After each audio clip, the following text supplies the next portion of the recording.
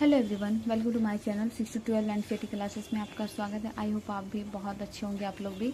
तो चलिए आज हम लोग 9 चैप्टर स्टार्ट करते हैं, ठीक है। शीतोष्ण घास स्थलों में जीवन। 9 चैप्टर का नाम है शीतोष्ण घास स्थलों में जीवन, और इसमें एवरीवन हम लोग घास के बारे में, घास स्थल के बारे में ही पढ़ेंगे, ठीक है। खास तौर से ये चैप्टर है घास स्थल के बारे में, ठीक है। यहाँ पे सबसे पहले दिया गया है प्रेरी। प्रेरी शब्द की उत्पत्ति लैटिन भाषा के शब्द प्रियटा से हुई है, जिसका अर्थ है शदाल। ओके। जिन स्थानों पर वृक्ष की मुख्यतः वनस्पति होती है उन्हें हम वन कहते हैं। जिस स्थानों पर वृक्ष की मुख्य वनस्पति होती है, ठीक है, उन्हें हम वन कहते हैं। इसी तरह जिन प्रदेशों के पादप जीवन में मुख्यतः घास की अधिकता होती है उसे घास स्थल कहा जाता है।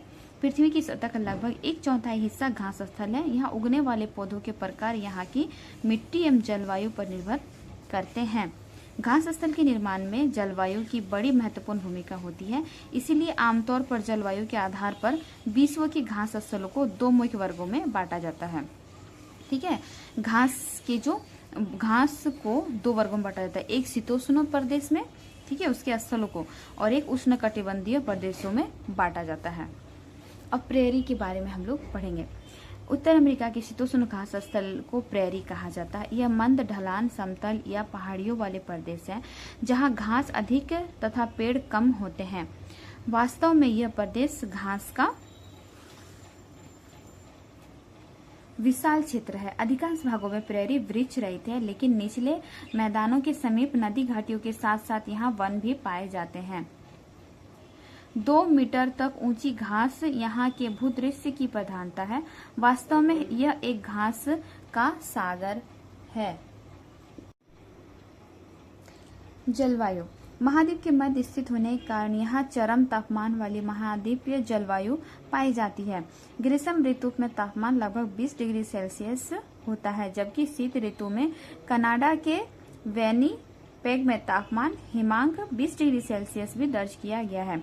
शीत ऋतु में यह प्रदेश बर्फ की एक मोटी चादर से ढक जाता है। यह वार्षिक वर्षा सामान्य होती है, जो घास के विकास के लिए अनुकूल है।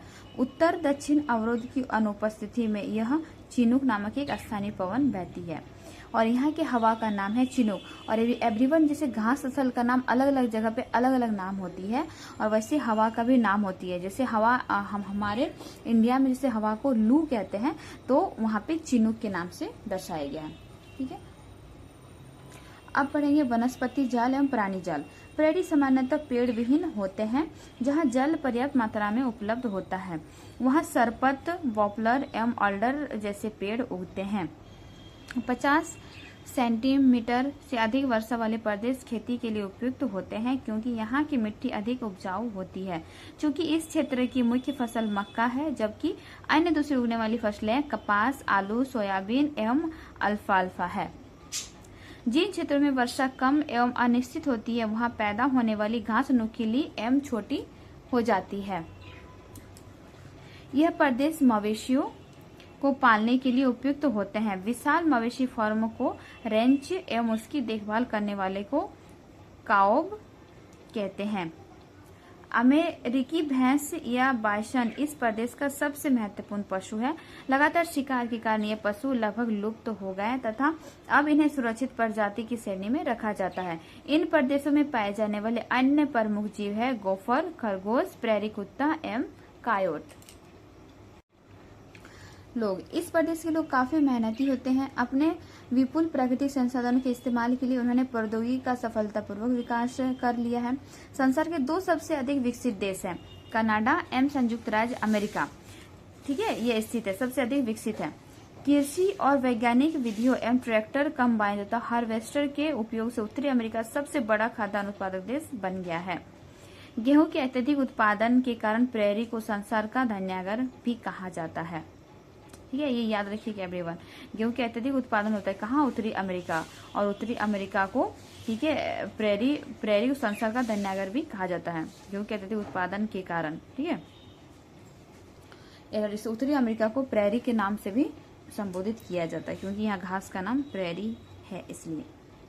दूध उत्पादक इस प्रदेश का एक अन्य प्रमुख उद्योग है। डेयरी क्षेत्र ग्रेट लेक से पूर्व में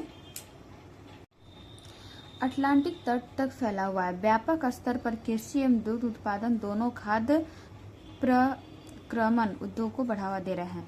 लोहा एवं कोयला जैसे खनिज पदार्थों के विशाल भंडार, सड़क, रेल एवं नहर की समुचित व्यवस्था के कारण यह क्षेत्र दुनिया का सबसे बड़ा औद्योगिक प्रदेश बन गया है।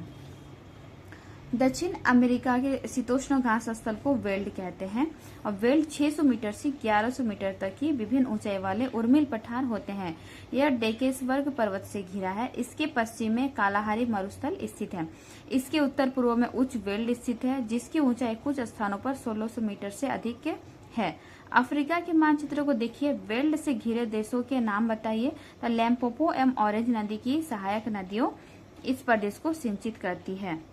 और यहाँ पे देखिए एवरीवन, देखिए यहाँ पे आपका है ऑरेंज नदी, ये लिम्पोपो नदी, ठीक है। अब आगे पढ़ते हैं जलवायु। हिंद महासागर के प्रभाव कारण वेल्ड की जलवायु नम होती है।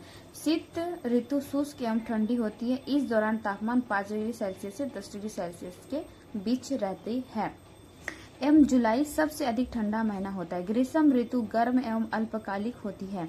ग्रीष्म ऋतु में जोहान्सबर्ग का तापमान लगभग 20 डिग्री सेल्सियस दर्ज किया जाता है। वेल्ड क्षेत्र में वर्षा नवंबर से फरवरी के मध्य ग्रीष्मकालीन महीनों में होती है। ऐसा वेल्ड के तटों पर गर्म महासागरीय जलधारा प्रभावित होने के कारण ही होता है। यदि शरद ऋतु में जून से अगस्त तक के महीनों में वर्षा कम होती है तो यह क्षेत्र सूखाग्रस्त हो सकता है। वनस्पति जाल एवं परानी जाल। यहाँ की वनस्पति विरल है। अधिकतर स्थल घास से ढके रहते हैं। लाल घास मुख्यतः वेल्ड की झाड़ियों में पैदा होती है। मोरोला एवं बबूल ऊंचे हुए वेल्ड में उगते देखे गए हैं। वेल्ड के प्रमुख जानवर शेर, चीता, तेंदुआ एवं कुड़ू है। निवासी वेल्ड खनन एवं पशुपालन के लिए विख्यात है। वेल्ड की मिट्टी अपेक्षाकृत अधिक उपजाऊ नहीं है। यद्यपि यहाँ उपजाऊ भूमि है, वहाँ फसलें उगाई जाती है। गेहूं, मक्का, ज्वार, अखरोट एवं आलू यहाँ की प्रमुख फसलें हैं और कपास, गन्ना एवं तंबाकू जैसी नकदी फसल भी यहाँ उगाई जाती है। भेड़ पालन यहाँ के लोगों का मुख्य व्यवसाय है। भेड़ मुख्यतः ऊन के लिए पाली जाती है तथा इसे वेल्ड में ऊनी उद्योगों काफी विकसित हुआ है। तब मेरिनो भेड़ एवं लोकप्रिय प्रजाति तथा दूध उत्पादन यहाँ का दूसरा महत्वपूर्ण व्यवसाय है। पशुपालन नम एवं गर्म प्रदेशों में किया जाता है।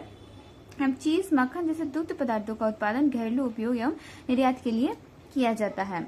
वेल्ड में खनिजों का प्रचुर भंडार है। जिन स्थानों पर कोयला एवं लोहा उपलब्ध है वहाँ लोहा का एवं इस्पात उद्योग विकसित हो गया है। हीरे एवं सोने का खनन इस प्रदेश के लोगों का मुख्य व्यवसाय है और जोहान्सबर्ग को संसार का स्वर्ण राजधानी भी कहा जाता है। किसको?